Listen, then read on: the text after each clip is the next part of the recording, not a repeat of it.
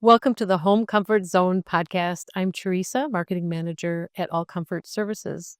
Today, our topic is about the American Red Cross, and I have Emma, who's from the Madison American Red Cross. Welcome, Emma. Thank you. I'm so excited to be here. So tell me a little bit about the American Red Cross. Yeah, so our main mission statement is to try to alleviate human suffering in various ways. Obviously, we're a global organization, more local here in Madison as well. But yeah, we do all sorts of things, disaster response, smoke alarms, biomedical services, blood collection obviously is what I have a part in. All sorts of things kind of in the communities just to try to improve people's lives. What is smoke alarms? So they do a program, I think it's called Sound the Alarm, where they go and they install smoke alarms in people's houses just to make sure that everyone is ready in case of disaster. And, we see a lot of house fires in our disaster services field. So it's kind of just a measure to kind of try and alleviate that and prevent severe house fires and people being displaced from that. So yeah, pretty cool. So we recently had a blood drive here, and I didn't know how severe the need for blood is right now. Tell me about that. Yeah, so summer in particular can be kind of a tough time. A lot of people have changing schedules around that time, especially August. You've got people taking those last minute vacations, you've got school starting, fall sports, all of that. So a lot of people find it hard to carve out time in their schedules to donate. On top of it, there is still a pretty big threat of inclement weather in summertime, storms, hurricanes, all that stuff. So it's important that those of us in regions where it's safe to do so and we're not having those issues are making appointments and donating blood so that it's ready for emergencies, because certain regions, you never know when a storm is going to pop up and then they'll really need support. So is there a nationwide shortage right now? So we're trying to kind of fight it off. A lot of times in August, we do kind of see a little bit of a shortage. But the nice thing is that we do work on a nationwide inventory with the Red Cross. We have that luxury, so we can get the blood where it's the most needed at any given moment. So that kind of helps alleviate some of that shortage as well. So if we overproduce here in the Madison area, your blood can be sent elsewhere in the country, which is kind of interesting. We have a blood donor app, actually, which is kind of cool. So people who have donated blood, you can download this app and you can actually track your blood all the way through the process. So you can see, like, it'll say, okay, it's been collected and it's in testing now. And then it'll say, oh, it's in storage. And then you can even see actually which hospital your blood went to in the country, which I think is really cool. More often than not, it's something local, the Children's Hospital, UW Health, all of that. But again, if the need isn't here currently, they're not going to waste it. They're going to send it somewhere else in the country where it's needed. So it's kind of cool to say, hey, someone in Delaware, got my blood or something. They must have really needed it. Kind of cool. Yeah, and I noticed too that there's different push times, and it looks like you can go anywhere in Madison, Dane County, likely to any given week. You might be able to find a blood drive. Yeah, I think we do, just out of the Madison office, we have anywhere from like 6 to 8 blood drives going out a day, not just in Madison, in the surrounding communities, Richland Center and Monroe and all of that. But yeah, daily, that's blood drives all over the place. It's easier to find one by going just online to redcrossblood.org, and you can put your zip code in, and it'll pop up all of the locations around you within 5-mile, 10-mile radius and stuff, which is kind of interesting. We have, I think, 7 fixed sites as well in Wisconsin in general. And those are open most days of the week too. So for people that might not be able to make it to a mobile, that's also a really awesome opportunity for them to be able to go to one of those fixed Red Cross establishments. So how old do you need to be to donate blood? In Wisconsin, you can donate when you're 16 with a parent's permission slip. So there is like a consent form that the parent or guardian has to fill out. But yeah, otherwise it's just 16. So we get a lot of our blood from high school students, actually. We come to most of the area high schools, actually. And when someone turns 16, they just got to sign the permission slip, and then they're good to go. And then once you're 17, you can do it on your own, just with some form of identification to prove your age, obviously.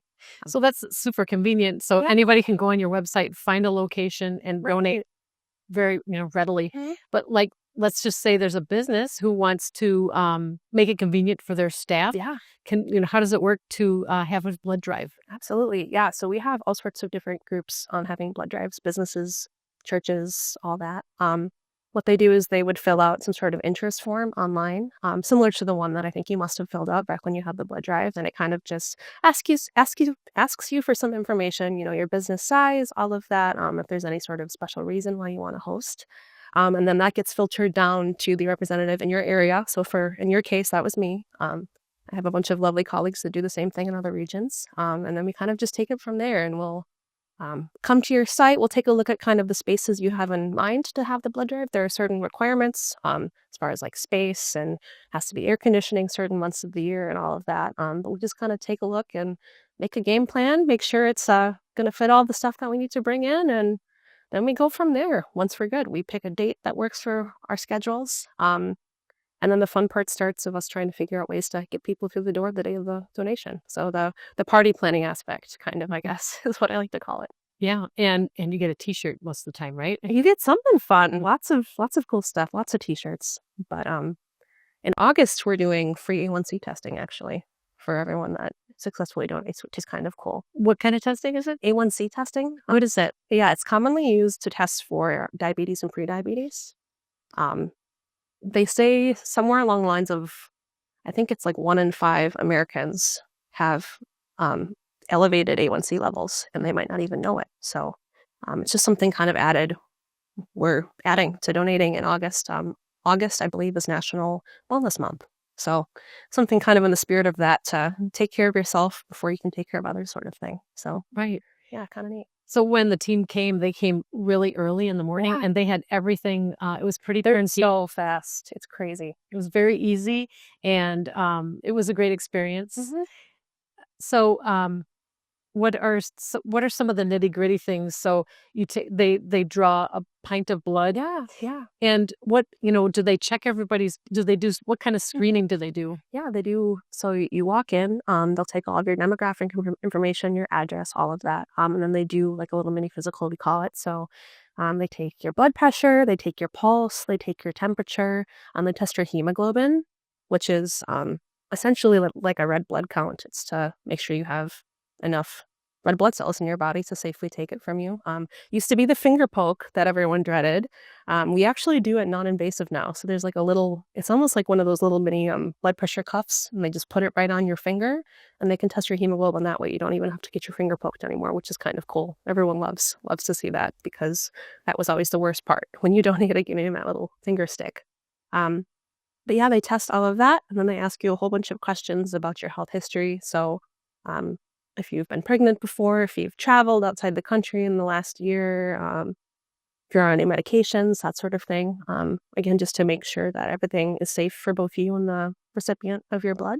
And then after that, the actual donation part happens. Bunch of labeling, scanning, just to make sure everything is safe and consistent. And then the actual blood donation usually only takes it's like 6 to 9 minutes for most people, actually. A lot of people think it takes much longer than that, because we say donating blood takes an hour, but that's supposed to encapsulate the entire process, start to finish, to make sure people carve out enough time in their schedule.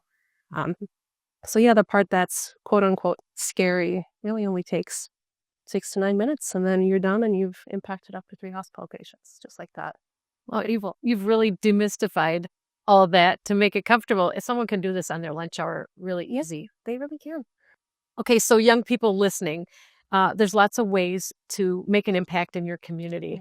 Mm-hmm. If you're squeamish about giving blood, there are ways that you can still be involved. Yeah, we're always looking for people to help volunteer, and not just at blood drives, various different ways at the centers as well that you can help. So I believe there's some sort of entire volunteer page on the redcrossblood.org website that you can fill out an application to volunteer, and you can, check people in for the blood drives, or help and make sure that the snack area is stocked and all that good stuff. We're always looking for people to help out in other ways if you're a little bit frightened to give. But I really do encourage you to try it at least once. You never have to see the needle. How many young people do you see participating? So many.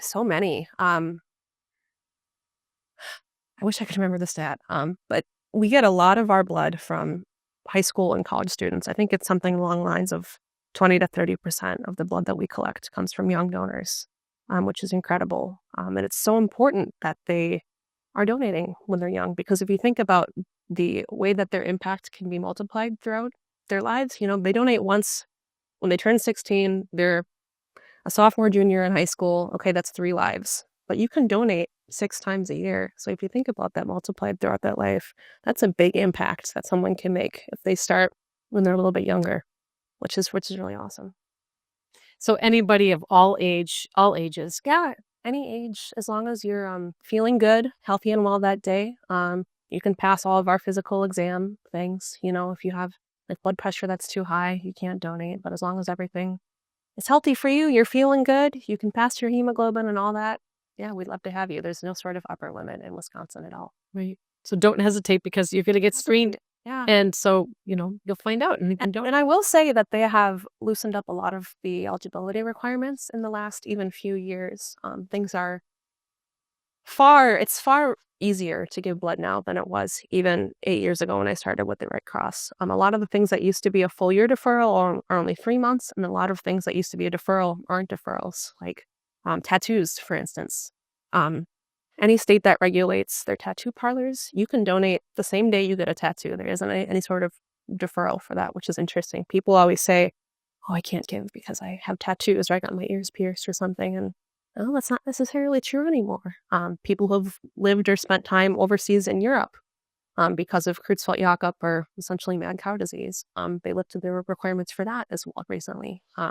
So I do recommend, even if someone thinks that they can't donate for one reason or another, just go online to the eligibility page because they might be surprised because they have lifted a lot of those restrictions. So we've seen a lot of people really excited to give after not being able to give for their whole lives previously, which has been pretty cool. It's great. Yeah. And so AmericanRedCross.com.org? RedCrossBlood.org. RedCrossBlood.org. Yep, you got it. Exactly. Right. If you search Red Cross, you'll be able to find it pretty easy, I think. Great. But yeah, lots of good stuff on that website for all sorts of people that want to help in different ways. We also have something called Rapid Pass that people can do the day of their donation. What it is you do all of the pre-reading and all of the questions ahead of time.